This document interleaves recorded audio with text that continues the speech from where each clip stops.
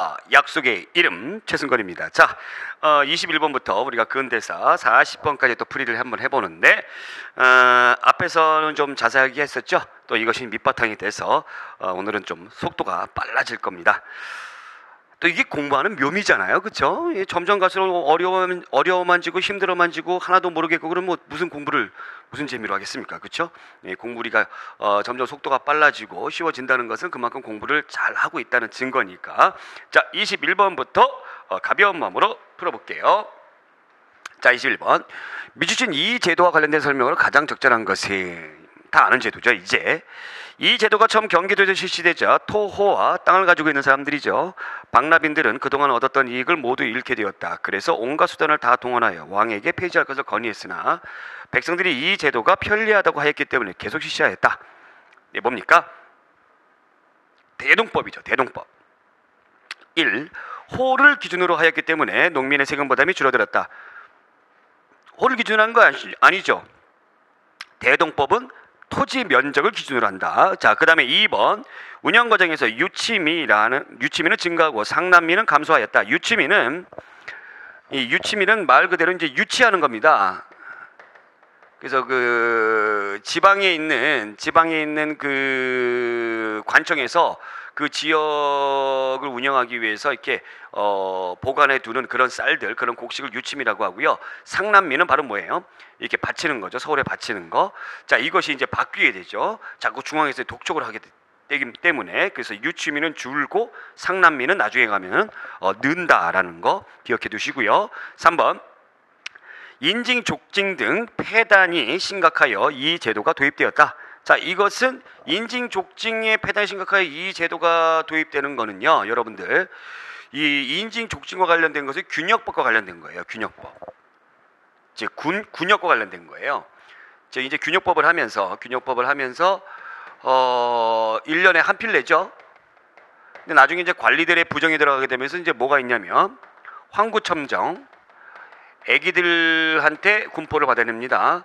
이 황구라는 게 아이들 그 입을 의미해요. 누런 입. 그 다음에 죽은 사람, 백골징포. 그 다음에 도망간 이웃, 인징. 도망간 친척들, 족징. 이런 것들을 대신하게 했습니다. 자, 그래서 이제 흥선대원군은 이것에 대한 폐단이 너무 심각해서 균역법을 어떻게 합니까? 호포제로 실시를 합니다. 호포제. 그래서 한 가구마다 한 포만 내라. 나중에 흥선대원군이 한 가구마다. 자, 그래서 이거 틀리고요. 자, 4번에 별공, 진상과 같은 것은 그대로 남아 있었다. 그렇죠. 특별히 내는 것들, 특별한 내에 그래도 이제 내야 되는 거. 그다음에 진상, 임금에게 옮기는 거, 올리는 거, 진상.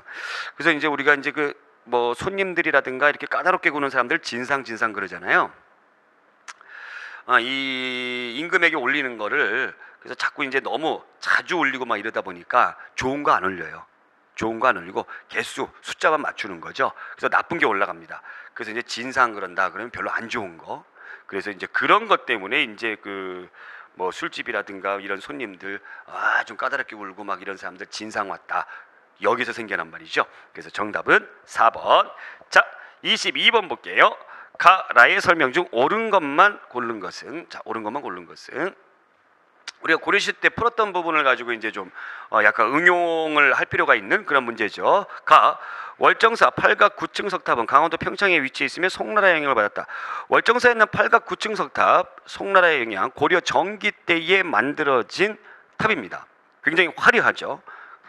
송나라의 영향을 받아가지고 굉장히 좀 화려한 모습을 보이고 있어요. 맞는 얘기고. 충남 예산 수덕사 대웅전은 주심포 양식을 대표로 하는 건물로 우리나라에는 현존하는 가장 오래된 목조 건물이다. 현존하는 가장 오래된 목조 건물은 안동에 있는 봉정사 극락전이에요. 고려시대 때 만들어진 봉정사 극락전. 여러분들 잘 아시죠? 봉정사 극락전. 대표적인 주심포 양식이죠. 자, 그 다음에 금산사 미륵전은 다포 양식과 팔작 지문으로 이루어졌으며 고려 후기에 권문세족의 지원을 받아 세워진 건물이다. 아니죠. 조선 후기 때에 만들어지는 건물입니다. 금산사 미륵전. 대표적인 고려 후기 때의 다포 양식은 여러분들 이거 하나만 기억하두라고 제가 말씀드렸잖아요. 뭐요? 성불사, 응진전. 그죠? 자, 라 법주사 팔상전은 다층 목탑으로 내부는 하나로 통하는 구조로 되어 있다. 네, 그렇죠. 그래서 가와라 이렇게 여러분들 생각해 주시면 되겠습니다. 그래서 고려시대 때 배웠던 것이 이제 여기에 이제 우리가 응용을 하면서 풀면은 충분히 맞출 수가 있는데, 이 보통 이 탑 같은 경우는요 9층, 8층 밖에 넘어가지가 않아요. 보통은 우리나라는 안정된 구조를 가지고 있었기 때문에 3층이라든가 5층이라든가 이렇게 가게 되는데, 고려시대 들어오게 되면서 이제 송나라 영향을 받은 요 8가 9층 석탑 이것도 있지만 여러분들 헷갈리시면 안 됩니다. 원나라의 영향을 받은 것이 있어요. 원나라, 그러니까 몽골이죠. 굉장히 화려하게, 그래서 더 높아져요. 더 높아집니다. 그래서 이거는 원각사에 있는 원각사래 경천사, 개성, 경천사에 있는 10층 석탑입니다. 대리석으로 만들어졌죠. 그래서 요것을 본 따 가지고 원각사에 10층 석탑이 또 있어요. 원각사에 10층 석탑이 있는데, 이것은 언제? 조선시대. 원래 조선시대는 승유 억불 정책이었기 때문에 이런 뭐 사찰이라든가 이런 거 별로 안 좋아하는데, 굉장히 찔리는 사람 하나 있죠. 제가 지난번에 얘기했던 누구? 세조 때 만들어진 거다라는 거, 이것도 같이 기억해 주세요. 자, 23번 보겠습니다. 조선 후기 과학기술에 대한 서술로 가장 적절하지 않은 것을 골라라. 1. 박연은 훈련도감에 소속되어 서양식 대포의 제조법과 조종법을 가르쳤다. 박연, 예, 우리나라 식으로 이제 그 이름을 바꾼 거죠. 예, 원래 우리나라 사람 아니죠. 서양 사람이죠. 네, 맞는 얘기고. 2번, 김성문은 저서 역학도해를 통해 지선설을 주장했다. 앞에서 김성문 지선설 최초로 주장했던 사람. 자, 3번, 홍대용은 코페르니쿠스의 지구 자전과 공전을 설명한 지구 전요를 저술하였고, 뉴턴의 만유인력설과 같은 서양의 과학을 소개한 명남루 총설을 저술하기도 했다. 홍대용이 아니라 여러분들 한 번쯤 이름을 들어봤을 것 같은 최한기라는 학자입니다. 최한기. 물론 이제 홍대용이 지구 자전설을 주장하기도 했어요. 예, 최한기 알아두시고. 4번, 정약용은 요하네스 테렌치의 기기도서를 참조하여 거중기를 제작했다. 거중기 제작했던 것은 알고 있죠. 예, 근데 이제 이런 사람의 서양의 과학기술을 참조로 해서 만들어졌다라는 겁니다. 그래서 정답은 3번. 자, 4번 문제, 24번 문제. 조선시대 살림 세력의 분화 과정에 대한 설명이다. 기역부터 리을까지 설명 중 가장 적절하지 않은 것은? 즉, 붕당의 분화 과정을 여러분들이 얼만큼 이해하느냐 못하느냐, 그것을 물어보는 문제죠. 선조가 즉위하면서 살림 세력이 대거 중앙정계로 진출하여 전국을 주도하게 되었다. 살림 세력은 척신 정치의 잔재를 어떻게 청산하실까를 둘러싸고 갈등을 겪다가 김효원을 지지하는 무슨 세력과 심의겸을 지지하는 무슨 세력으로 맨 처음에 나뉘어졌습니다. 이들의 집이 이쪽 방향과 저쪽 방향으로 나눠졌죠. 심의겸은 시옷이죠. 그래서 서인. 그럼 김효원은 뭐예요? 동인이겠죠. 이후에 동인 세력은 정혜림 모반 사건 등을 계기로 온건파인 남인 세력, 그 다음에 급진파인 북인 세력으로 나뉘어졌던 것이죠. 이 북인 세력들이 광해군을 지지했던 사람들이죠. 자, 1번, 기역과 니은은 이조전랑 자리를 놓고 서로 경쟁하였다. 그렇죠. 이것이 이제 붕당의 근원이 됐던 것이고요. 2번, 디귿, 남인이 니은 누굽니까? 서인을 영모로 몰아 정권을 독점한 경신황국 이후 디귿은, 남인은, 니은, 서인에 대한 처벌 문제로 분열되었다. 남인이 분열된 적은 없어요. 예, 서인이 분열됐죠. 서인이 노론과 소론으로 분열됐었죠. 자, 그러면 경신왕국은 언제 때 있었던 거예요? 언제 때? 숙종 때 있었던 거죠. 맨 처음에 있었던 황국이죠. 기갑, 경기갑 이렇게 외웠잖아요. 예송하고 한국하고 순서. 그래서 이 숙종이 집권했을 당시의 주도 세력은 뭐였어요? 남인이었죠. 그래서 이 서인이 남인을 몰아내기 위해서 경신왕국이 일어났던 것이죠. 그래서 디귿이 니은을 영모로 모은 것이 아니라 니은이 디귿을 영모로 모른 것이다 라는 거. 이게 틀렸고요. 3번, 현종 때 두 차례 예송이 발생하면서 니은과 디귿 사이에 대립이 격화되었고, 예송, 니은과 디귿, 서인과 남인 격화되었고, 이때 니은은 상대적으로 신권을 강조했다. 니은은 상대적으로 신권을 강조. 서인들 같은 경우에는 좀 자기네들의 세력을 강화하기 위해서 왕권의 약화를 추구했고요. 반대로 이제 니은 같은 경우에 신권을 강조하는 그런 부분들이 니은, 그러니까 서인들 같은 경우에는 왕권을 강조하고, 반대로 이제 디귿 같은 경우, 남인 같은 경우에는 왕권을 강조했던 그런 모습을 볼 수가 있어요. 원래 얘네들은, 살인들은 원래 왕권 강화되는 거 싫어해요. 그런데 정권을 잡기 위해서 쟤네하고는 반대 노선을 가야 되는 거잖아요. 그렇죠? 그래서 이것도 잘 이해해 주시기 바라고요. 4번, 임진왜란이 끝난 뒤에 리을이 집권하여, 북인이 집권해서 광해군 때까지 전국을 주도했다. 맞는 얘기죠. 그래서 정답은 2번. 아주 좋은 문제입니다. 자, 25번 문제. 조선시대 각 왕에 대한 설명으로 가장 적절하지 않은 거, 이거 잘 보겠습니다. 인사관리를 통하여 세력균형을 유지하는 탕평론을 제시했으나 명목상의 탕평에 그쳤다. 맨 처음에 탕평책을 주장했던 사람이에요. 주장을 했던 거죠. 누굽니까? 숙종이죠. 숙종. 그 다음에 니은, 각 붕당의 주장이 옳은지 그른지를 명백히 가리는 적극적인 탕평책. 여기서 말하는 적극적인 탕평책, 옳고 그름을 가리는, 준엄하게 가린다. 준엄하게 가린다 해서 준론 탕평이죠. 이거 누가 한 거예요? 정조가 한 거예요. 그러면 정조의 할아버지 영조는 뭐를 했어요? 그냥 평탄하게, 무난하게, 완만하게 두루두루.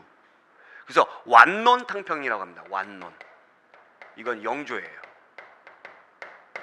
디귿, 왕과 신하 사이의 의리를 바로 세워야 한다며 붕당을 없애자는 논리에 동의하는 탕평파를 중심으로 정국을 운영하였다.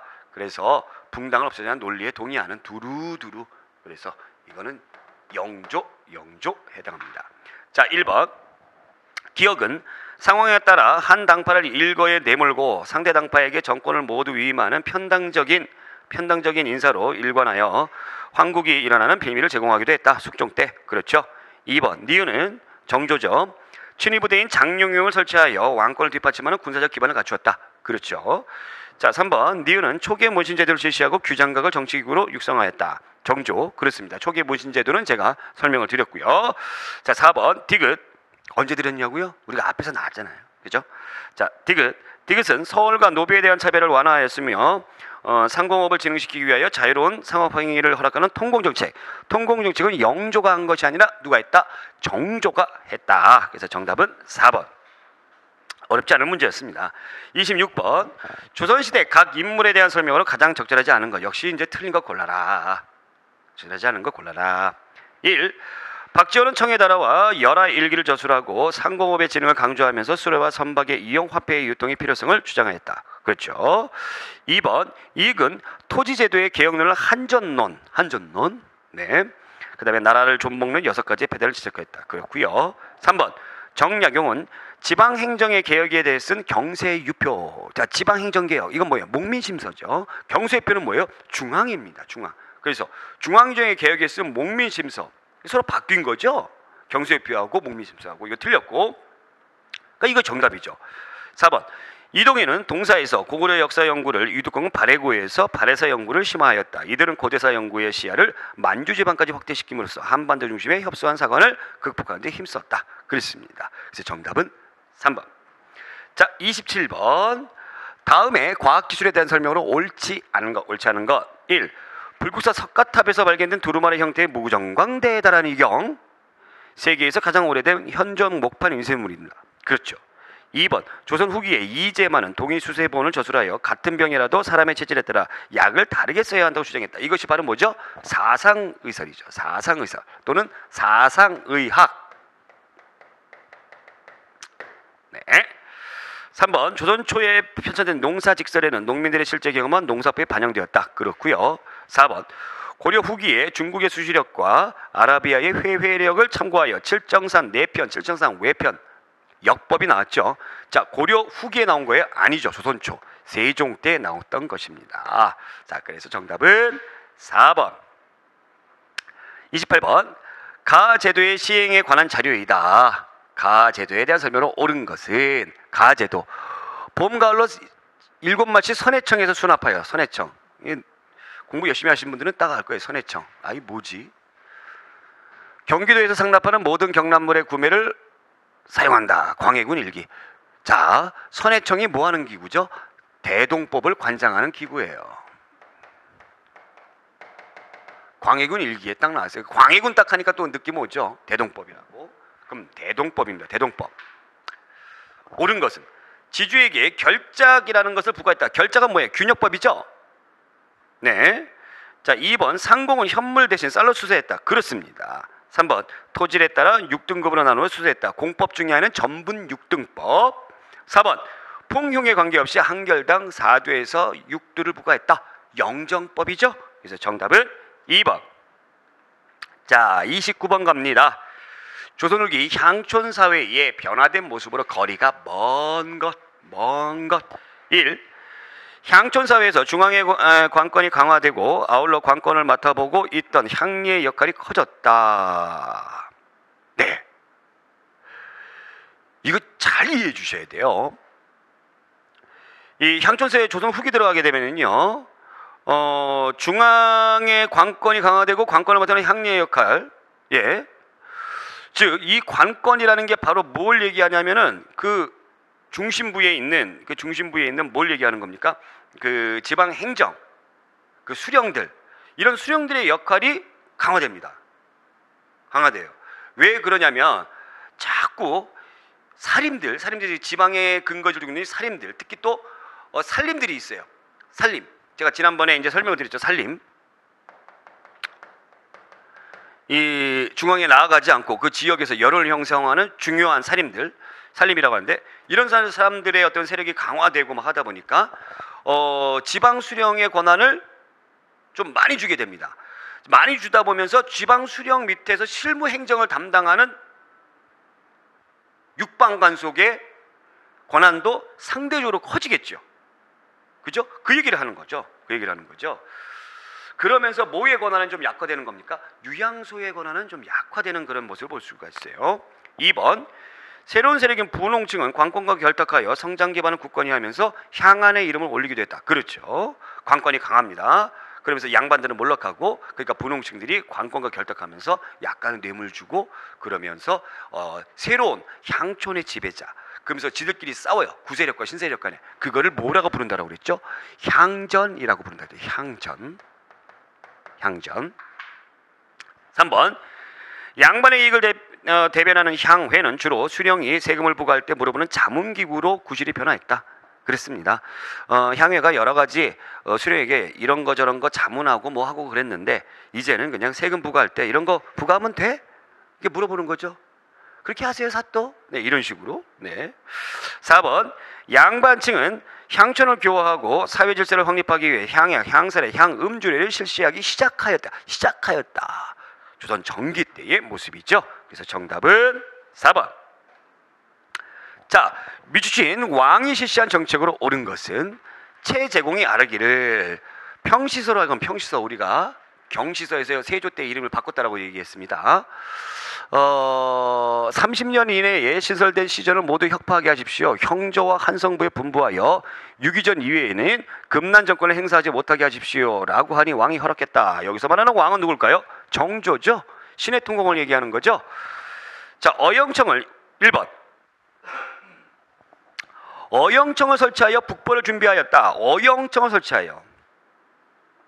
어영청이 뭐죠? 어영청이 중앙군이죠. 중앙군인데 이 어영청 언제 만들어졌죠? 인조 때 만들어졌어요. 이괄의 난을 계기로 해서 만들어진 것이, 인조 때 만들어진 것이 어영청이에요. 그럼 북벌을 준비했다. 누굽니까? 북벌은 효종 때입니다.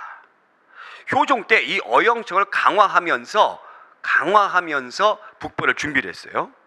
2번, 속대전을 편찬했다. 즉 통치기본법전 경국대전의 속편이다. 영조죠. 여러분들 그 법전이 나오려면요, 왕권이 강해야만 나올 수가 있어요. 왕권이 약하면 법전 못 만들어요. 예. 그래서 왕권이 가장 정점에 올랐던 성종 때 경국대전이 만들어졌고, 그 이후에는 왕권 강할 때는 왕들이 없잖아요. 그죠? 그러다가 이제 영조 때 경국대전의 속편이다 해가지고 속대전이 만들어지는 거죠. 자, 3번, 관료를 재교육하는 초기의 문신제. 이것은 정조 때. 이게 정답이겠네요. 자, 4번, 삼정의 문란을 시정하고자 삼정 이정청을 설치하였다. 삼정을 바로잡는 기관이다 해서 삼정이정청. 삼정이정청, 삼정이라는 게 뭐죠? 군정, 전정, 군정, 황곡이죠. 이 세 가지가 굉장히 문란했어요. 언제? 세도 정치 기간에, 19세기 전반기에. 그래서 이것을 바로잡기 위해서 철종 때 삼정이정청을 설치했으나 별 효과가 없었죠. 그래서 정답은 3번. 자, 31번. 다음에 주장을 한 학자의 내용이 아니라 또 나오죠. 이 지문 또 나오죠. 대체로 재물은 비유하건대 생과 같은 것이다. 퍼내고 차고 버려두면 말라버린다. 비단옷을 입지 않아서 나라에 비단 짜는 사람이 없게 되면 여성들의 기술이 쇠퇴하고 쭈그러진 그릇을 싫어하지 않고 기교를 중상하지 않아서 나라의 수공업자들이 기술을 열심히 익히는 일이 없게 되면 기회가 망하게 된다. 누구의 주장입니까? 박제가의 주장이죠. 1. 절약보다는 소비를 권장했다. 맞는 얘기고. 2. 지구 자선설을 주장했다. 지구 자선설, 홍대용이죠. 그런데 김성문. 그 다음에 수로와 선박의 이용을 역설했다. 맞는 얘기고요. 청의 문물을 적극 수용할 것을 제창했다. 북학파죠. 제가 북학파입니다. 이렇게 유별하고 그랬어요. 그래서 정답은 2번. 자, 32번. 미신 왕의 제위기간에 있었던 사실로 옳은 것은 대간이 아뢰기를 인척의 도움을 받아 공신이 된 자가 30여 명, 유자강에게 뇌물을 바쳐 공신이 된 자가 5명에서 6명, 재상의 위세로 공신이 된 자가 10명이나 됩니다. 이들은 모두 공신록에서 삭제됩니다. 하니 왕이 이를 논의하고자 영의정, 정광필, 우의정, 안당 등을 불러들였다. 유자강 나오죠.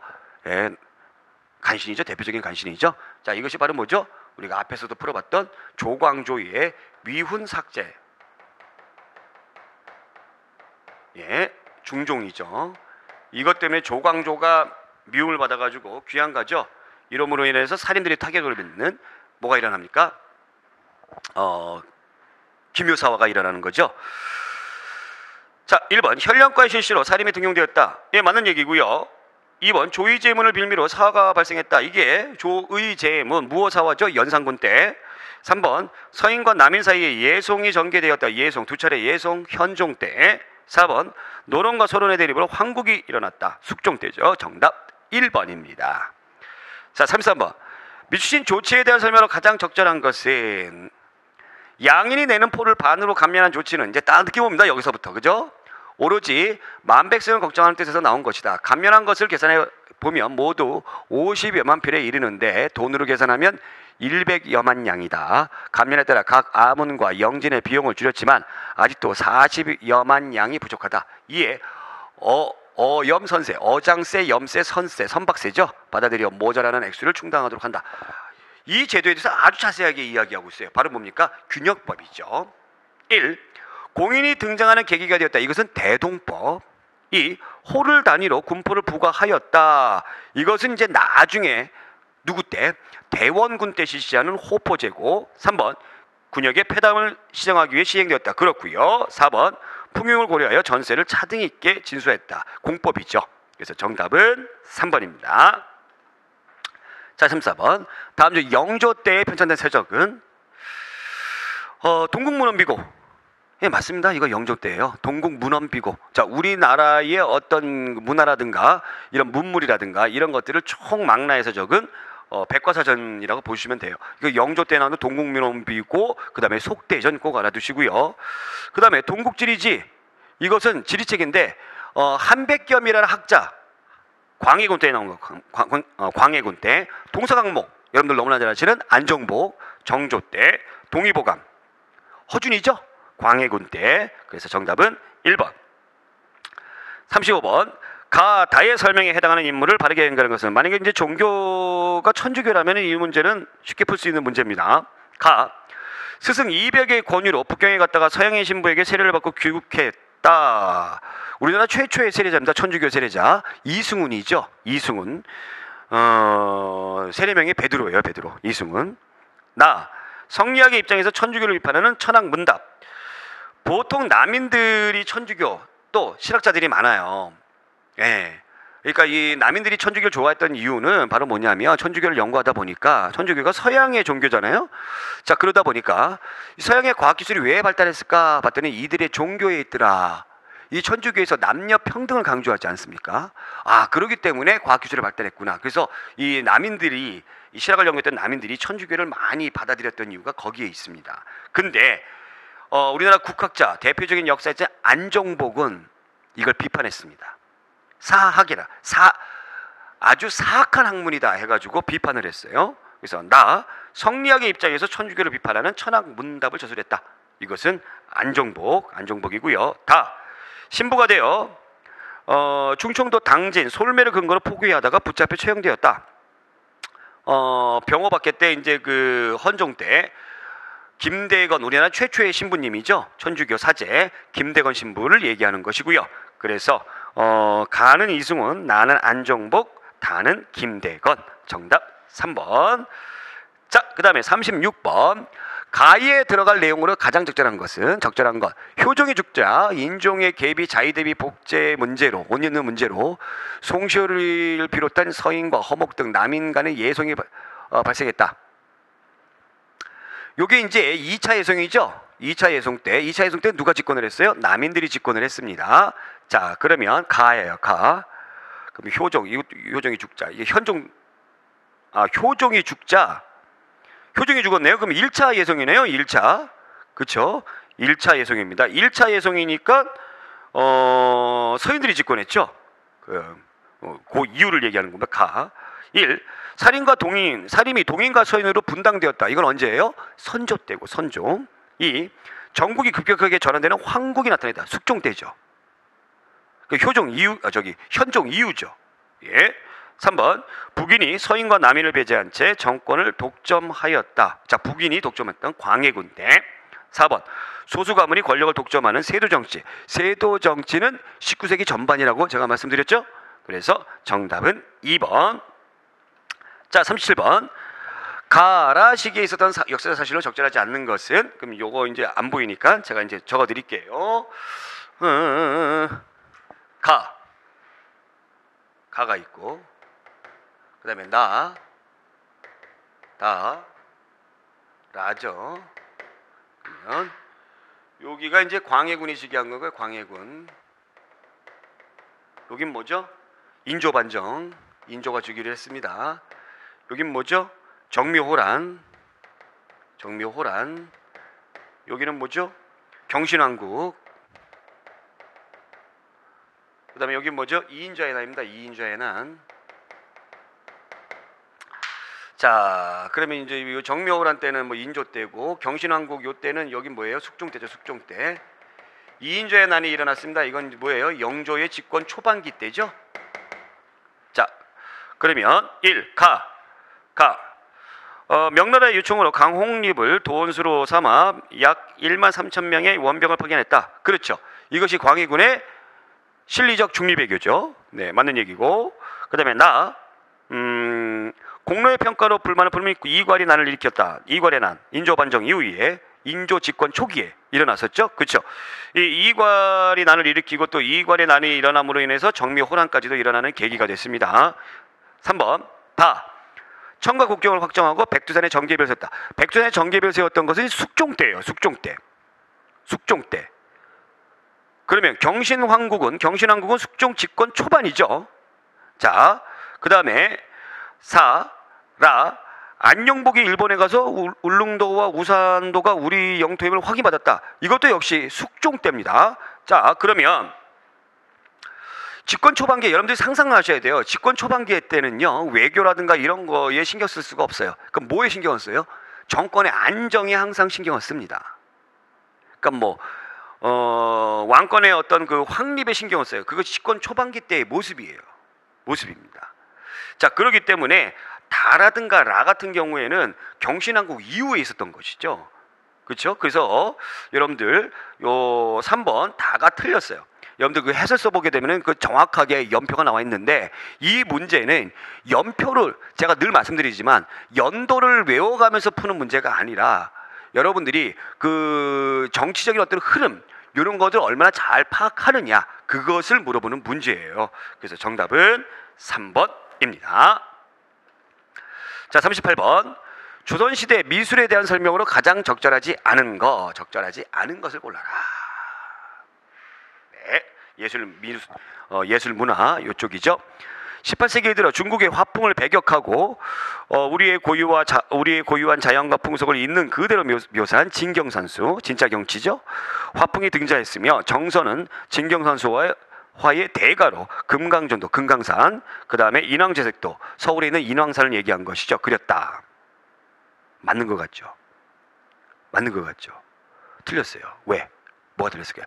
중국의 화풍을 배격했다. 그렇지 않습니다. 그렇지 않아요.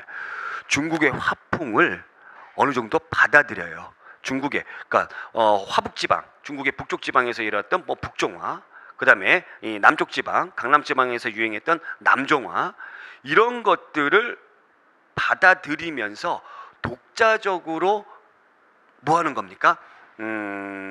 토착화시키는 거예요. 자, 우리나라의 그 글씨로 유명한, 독자적인 글씨체로 유명한 추사 김정희, 이 추사체도 중국의 글씨체를 배격한 거예요? 아니죠.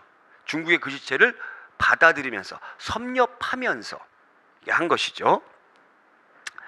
이게 틀렸고요. 자, 그래서 2번, 김홍도는 섬세하고 정교한 필지로 정조의 화성 행차와 관련된 병풍, 행렬도, 의궤 등 궁중풍속을 많이 남겼다. 네, 그렇죠. 네. 여러분들 그 의궤 같은 경우에는 인터넷 뒤지면 쉽게 볼 수가 있고요. 수원에 있는 그 화성에 가면은요, 화성에 건물이 있습니다. 그 건물이 있는데 좀 아마 못 보신 분들 많을 거예요. 화성을 많이 가봤는데 이 뒤편으로 가게 되면은 이 뒤편 건물 벽에 이 의궤가 쫙 이렇게 되어 있습니다. 3번, 신윤복은 준호 도시인의 풍류생활과 부녀자의 풍속, 남녀 간의 애정, 이런 것들을 펼쳤죠. 네, 그래서 좀 풍자하고 양반들의 어떤 모습들을 그 좀 비판하는 그런 그림을 많이 그렸던 사람이 신윤복. 4번, 김정희의 묵란도, 세안도, 장승업의 홍백매도, 군마도 등은 19세기의 대표적인 작품들이다. 그렇습니다. 그래서 정답은 1번. 자, 39번. 조선시대 실학자들에 대한 설명으로 가장 적절한 것은 실학자 나왔습니다. 유영호는 반개수록을 저술하였고 결부법 대신 경부법을 사용할 것을 주장하였다. 유영호는 또 대표적인 뭐예요? 실학자인데 어떤 실학자죠? 중농학파적인 실학자예요. 그래서 유영원이 주장했던 것은 균전론이었죠. 토지를 똑같이 균등하게 나누어주면서 균등하게 나눠주는데 신분의 차등을 두면서 균등하게 나눠주는 겁니다. 자, 그러면서 이제 국가 경제를 발전시켜야 된다. 결부법은 뭐냐면 수확량 단위로 걷어들이는 것을 결부법이라고 하고요. 경무법은 면적 단위로 걷어들이는 겁니다. 토지의 면적 단위로. 즉 수확량 단위로 걷어들인다. 그러다 보니까 수확량을 내가 얼마큼 수확을 했는지 정부가 정확히 알 수가 없죠. 그래서 누락되는 부분들이 많이 있었어요. 그래서 면적 단위로 해가지고 수확량을 걷어들이는 것이 맞다라고 주장을 했습니다. 2번, 정약용은 경세유폐에서 형옥의 임무를 받는 관리들의 유의할 사항을 예로 들어 설명했다. 경세유폐는 중앙의 행정제도의 개혁을 주장한 것이죠. 앞에서 풀어봤죠. 그러니까 이게 무슨 책인지 몰라도 이거 틀렸다라는 것을 알 수가 있어요. 이거 뭐예요? 그러면 흠흠신서예요. 흠흠신서. 그 다음에 이익은 노비제도, 과거제도. 그 다음에 심서. 노비제도, 과거제도, 양반 문벌제도, 사치와 미신숭배, 성리학, 게으름 등 6가지를 나라의 초미라고 규정하여 그 시정을 주장했다. 이익도 실학자죠. 중농학파적인 실학자입니다. 중농학파든 중성학파든 실학자들의 근본적인 학문적 배경은 뭐예요? 성리학이에요. 성리학입니다. 성리학인데 이 성리학을 국가의 조미라고 비판합니까? 아니죠. 성리학을 어느 정도 기본적인 배경으로 하면서 성리학이 현재의 상황에 맞지 않기 때문에 다른 학문을 추가 보완한다는 성격이에요. 예, 국가의 조미라고 하진 않습니다. 그래서 이 성리학은 빼셔야 돼요. 그럼 성리학 빼고 뭘 대신 넣어줘야 돼요? 승려를 넣어줘야 돼요. 스님들.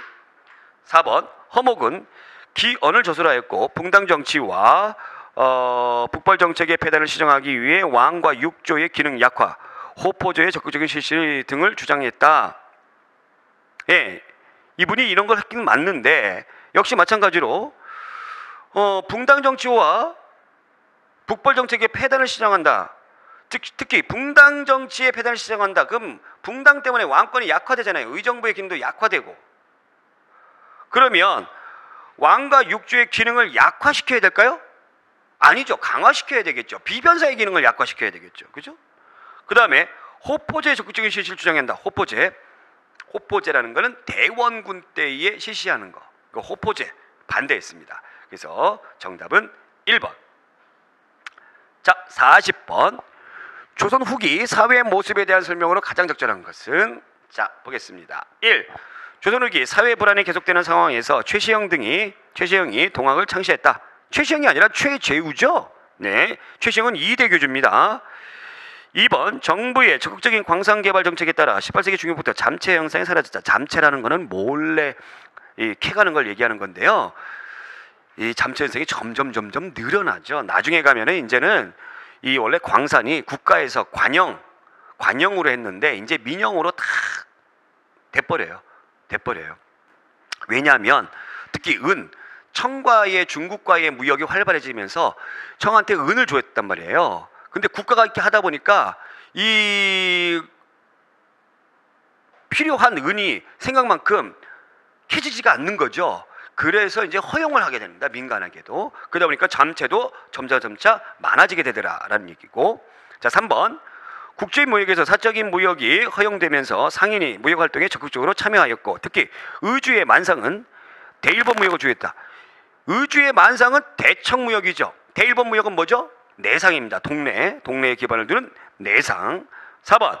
1678년 주조된 상평통보가 점차 전국적으로 유통되었으며 환이나 어원 같은 신용화폐도 사용됐다. 숙종 때 나왔던 상평통보 전국적으로 유통됐다라고 제가 말씀드렸고, 그래서 정답 4번이죠. 공교롭게도 고려시대의 숙종, 조선시대의 숙종, 이 화폐와 또 깊은 관련이 있는 그런 공통점을 가지고 있습니다. 자, 이렇게 해서 우리가 40번까지 풀어봤고요.